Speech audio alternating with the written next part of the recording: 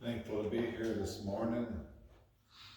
I don't know, before we start, does anyone have anything on their heart this morning? I've got something I wanted to share. My sister, her birthday was 13th, and we had a long talk. Anyway, she was talking to me about, we were talking about Galileans and how Christ was from Galilee. But it was kind of a backwater and a different place than like Jerusalem was and what have you. And their marriage rituals were also different in the fact that the parents would arrange the marriage between the daughter and the son, and once that was approved, the son would go back to his father's house and he would build them an addition into that house. For when they were married, that's where they would live. And she was going on about the fact that at that point, the father of the groom was the one that had to say when they would actually be, this marriage ceremony would happen. And in that fact, it is a good analogy between how the church is the bride and we're in waiting, and the Lord is back at the Father, and He has a place for us that He's built, mansions for us. And He said most of the time when they do get married, it's the father that has to let the son know now is the time. The bride and groom, the bride and all of her entourage, they all have to be ready. They have to have their lamps and oil and everything ready to go, at a moment's notice. They have to be ready, watching that song sung, you have to keep watching. And that father, most of the time, when he finally tells the son, it's time, it's at night, it's dark. He said it's time. They go, they bring an entourage together, they perform the ceremony, they're married at that point once the father says, go. And it's just interesting how the Lord knew his disciples from that area, so he had to be able to tell them in an way that they would understand, and then of course there is the story about the maidens and not having all the oil, and the lessons trying to be learned from that. But it's just amazing that God has us so fixed and ready to go. We need to be watching and ready to go. And it's just great how from His Word, we get this information and knowledge that we should be that way, and I just thank God for that. Anyone else? We don't want to fail to serve the Lord this morning.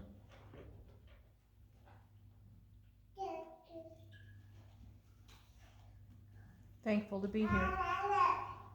Yes.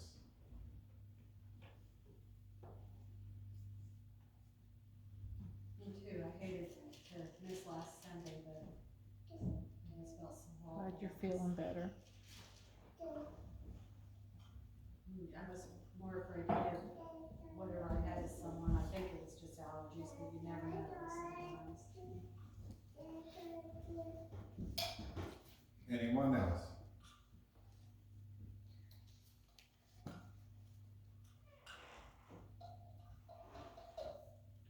Well, the Lord put on me about 2 chapters, but He also told me just paraphrase it for everyone. He knows I'll probably lull you to sleep if I read it all, so.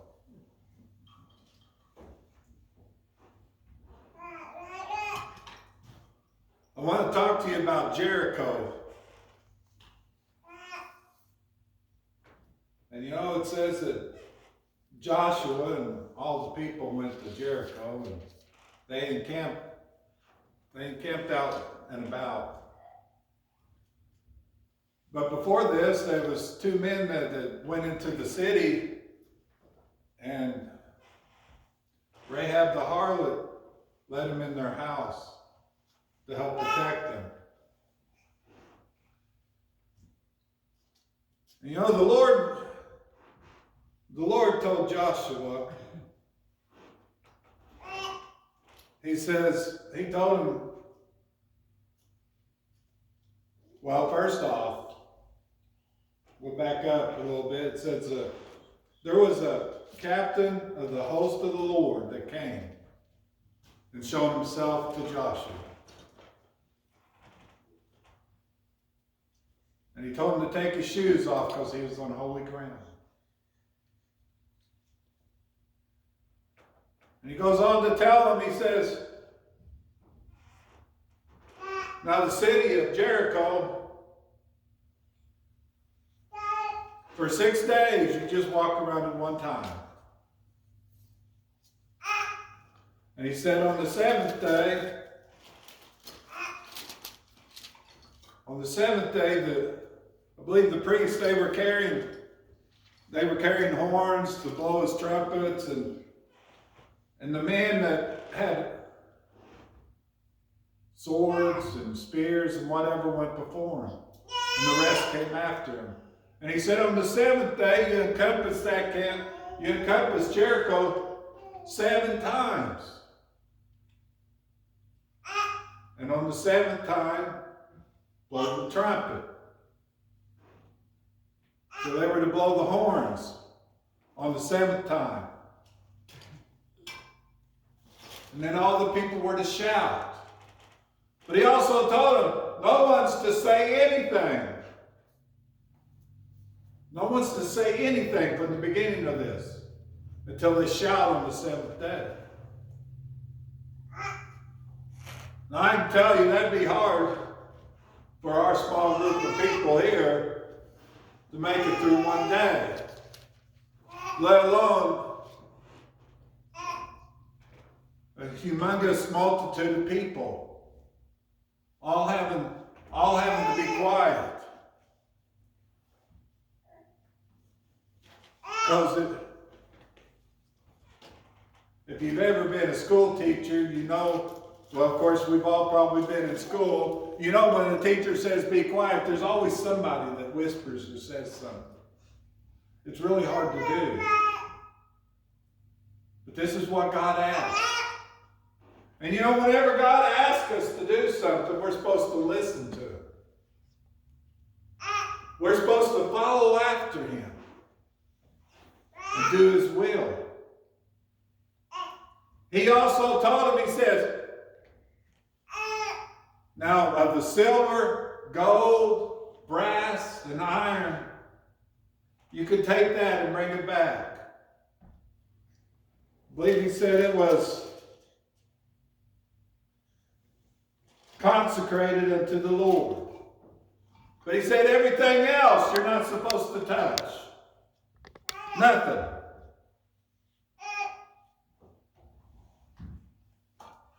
And he said, you know, you're supposed to, what's going to happen is at the end of all that, once it happens, everything's to be burned that's left in there.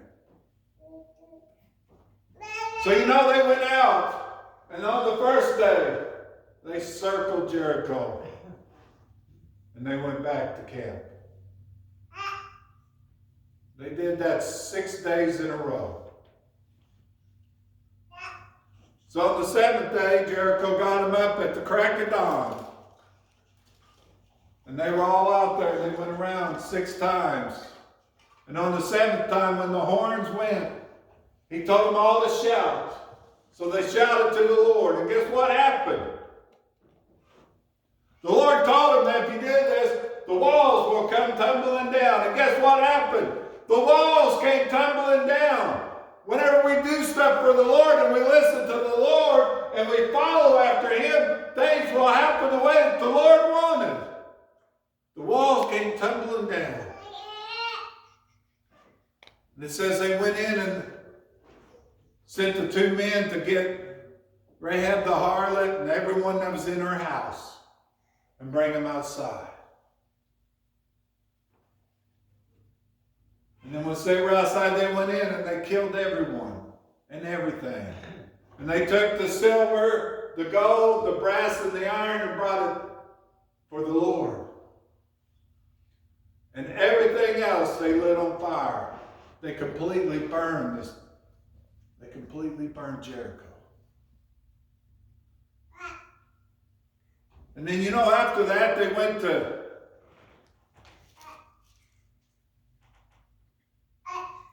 It says here that, but the children of Israel committed a trespass in the accursed thing. It says the children of Israel. Well, I'm going to tell you, there was one person, one man, that did not listen and follow the Lord's instructions.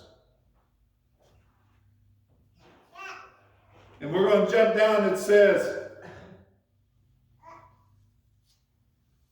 and Joshua sent men from Jericho to Ai, which is beside Bethaven, on the east side of Bethel, and spake unto them, saying, go up and view the country. And the men went up and viewed Ai. And they returned to Joshua and said unto him, let not all the people go up, but let about 2,000 or 3,000 men go up and smite Ai, and make not all the people to labor thither, for they are but few. So he had his spies go up to look, and they're like, oh, we only need a couple of thousand people. A couple of thousand of our finest can go up there, and we can whip Ai. Well, you know what happened whenever they got to the city? They turned and they ran from them. And you said, well, they had the Lord with them. What happened? Well, it was because of one person not listening to the Lord that things happened. It said they were 76 that got killed, running from Ai. And you say, well, how can one person be the reason for something happening to others?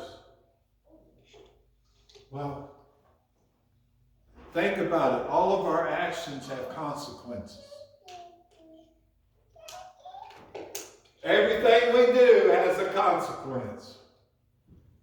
The things that we do today are going to dictate how tomorrow goes. And the things we do tomorrow will dictate how Tuesday goes. You stop and you think back on your life and you think, well, if I'd have done this different, my life would have went this way. Yes, if you'd have done things differently. But I'll tell you what you need to do. You need to make sure that whatever you're doing, you're following after the Lord and you're doing what He would have you to do. And then whenever you look back on your life, you'll say, I did exactly what the Lord wanted. And how my life is how it is. Because the Bible tells us it's going to rain on the just and the unjust alike. So I don't care how good a person you think you are or how good you are serving the Lord, you're going to have things happen to you. And you say, well, why does things always happen to so-so? They've got everything under the sun. Well, let me tell you what. If you don't have Jesus Christ as your Lord and Savior, you got nothing. And if you have Jesus Christ as your Lord and Savior, you're the richest person there is. There's no treasure better off than that. And the Bible tells us that we're not supposed to be covetous. We're not supposed to covet after others. But there was one man that he saw something and he started coveting it. There was a goodly looking garment. There was silver, there was gold. And he thought, well, nobody's going to miss this. But let me tell you what, nobody saw him do it. Out of thousands and thousands of people, but there was one, and that was the Lord. So let me tell you, you do something and nobody sees you, and you think you got away with it, let me tell you what, the Lord sees it. Just because nobody saw you does not mean it's not a sin.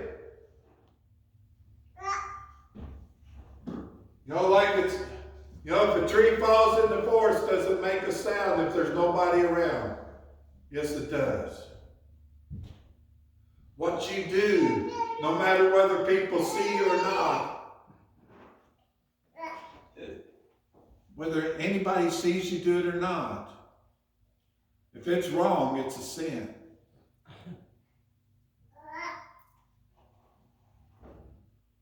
And that's how we're supposed to try to live our life, is to strive to do what Jesus Christ would do. But you know, that man, it said that they went and they got the tribes and they whittled it down to families and they whittled it down to man by man. And there was one man, Achan, who said he had sinned, that he had done wrong. But you know what happened because of what he did? It said everything he owned was to be burned by fire. Everything that he had was to be burned by fire. It says they took him, they took his daughters, they took his sons, they took his cattle, they took his pits, they took everything that he owned. Then it says they cast stones on him until they killed him, and they burnt everything with fire. All because of one person thinking what they did would be all right, nobody would notice. Our actions have consequences too. Our actions. I think of Jesus whenever he walked here on the earth. He didn't care who he spoke to. He didn't care who he was with. He didn't care what people said about him. All he did was serve the Lord. And look what happened to him. If we have to suffer a little bit on this old earth, so be it. We'd be better off suffering a little bit on this old earth and having our loved ones saved than to not suffer at all and our loved ones be lost and end up in hell. There's nothing wrong with suffering for the Lord. But the problem is none of us want to. I say none of us, that's probably me included. We don't want to suffer any. We want everything to go great. We want everything to be just a smooth road. Well, let me tell you what, if you've ever got on a gravel road after them graders get on there, sometimes it's like this. You just bounce around. That's the way our lives are. It's not the smooth roads. We are on a graded road that goes like this. We have the little ups and downs, and it's constant. But what we're supposed to do is we're supposed to continue to keep forward. Because if you stop on one of them gravel roads and turn around, you won't make it to your destination. You say, well, this is too rough on my car. Well, you know, life sometimes is too rough for us. That's right. Life is rough. Mm-hmm. There's nobody that ever said, well, let's put it like this. The Bible says that whenever a baby's born, we're supposed to be in sorrow. Because guess what? We know what's ahead of them. And it says whenever someone dies, we're supposed to rejoice. That's right. But we do the opposite. Because we're so happy to see a little newborn. We don't stop and think what's going to be out there for that newborn. You know, we don't know what the world's going to be like in 20 years. It may not last 20 years. It may last 2,000 more years. We don't know. But I'll tell you what we do have is today. Today is the day that we need to be serving the Lord and following after Him with our whole heart. And we need to put ourselves away. Max needs to put Max out of the picture, out of the way, and concentrate solely on Jesus Christ. And that's what you have to do. Put yourself out of the way. Because if we don't put ourselves out of the way, we can't see what's right ahead of us. We cannot see Jesus Christ because we're wandering around trying to think, oh, it's me. Things have been so bad for me, or things aren't going good for me. I'll tell you what, if you've been saved, you better just rejoice every day. Because you're going to make it to heaven. And if you're not rejoicing, if you've not been saved, you better just be thankful the Lord gave you another day. Because He could come and destroy it before you get saved. And if that be the case, you'll end up in hell. It wasn't made for anybody. It was made as a torture place, in my opinion, for the devil and his angels. A torture place. Because it's a pit of fire. And every time I try to, well, I want you to just think what hell's like. It's like you being tossed into a volcano that's exploding. And the problem is you're not going to die. You'll be there forever. You'll be weeping. There'll be gnashing of teeth. You'll be suffering. Imagine your life in a volcano that's constantly going. And no one there to help you. That's what'll happen if you don't have Jesus.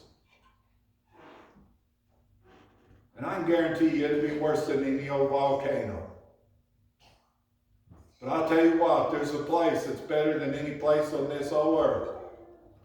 I can tell you this morning, if I told everybody, I got everybody free tickets, free everything. All you got to do is show up and I'll take you anywhere you want to go. There'd be a line out the door. Tell you what, Jesus is here today and He's got a free ticket for whoever wants it that's not saved. If you're not saved, He's got a free ticket.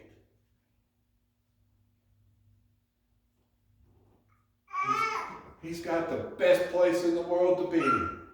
If I said I'll take you all to Disneyland, take care of everything, boy, we'd just go and nobody second guess it.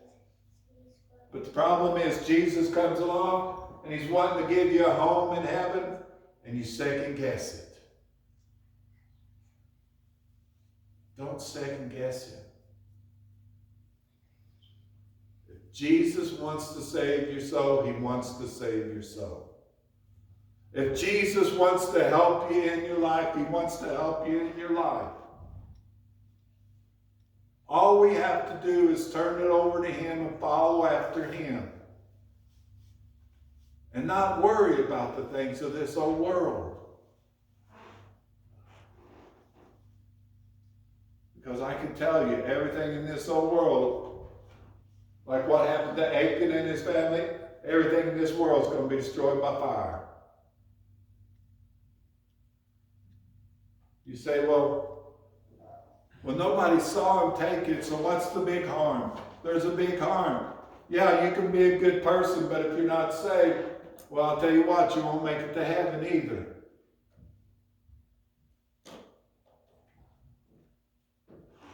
You know, Saul, who became Paul, was one of the meanest men towards God's children. Guess what? He's in heaven. So it doesn't matter how good or bad you are. Jesus is not a respecter of persons. He died for everyone. That's right. Woo! He died for me! And He died for you! Woo! He did it for us. You know, you go to a ball game and you root for your team. And when they score, well, let me tell you what. Let's root for Jesus that everything goes in His way. That we will do His will. We need to be there for Jesus. He doesn't really need us to save people, but we are here for a reason, and it's our job. It's our job to do what we can. And the Bible tells us not to put a stumbling block in front of a brother or sister. Just like Achan, whenever he took that stuff, he put stumbling blocks in front of all of his brothers and sisters. They couldn't win that first battle. They turned around and ran scared.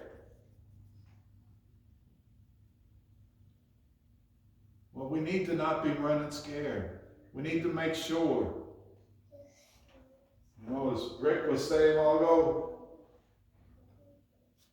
Jesus is there with our Father, with his Father, preparing a place for us. And whenever God says it's time, he'll return to this old earth. Because the Bible says not even Jesus knows when the end of time is. Not even the angels. But when God decides it's time, it's time. It doesn't matter what time of day it is. I'll tell you what, he's going to come in the middle of the night. And he's going to come in the middle of the day. Because it's going to be night and day somewhere in this old world. That's about all I can tell you it's going to happen. Can't tell you when. Can't pinpoint it down. But I'll tell you, he will return. And we need to be ready. We need to be ready. We need to be ready with our vessels filled with oil.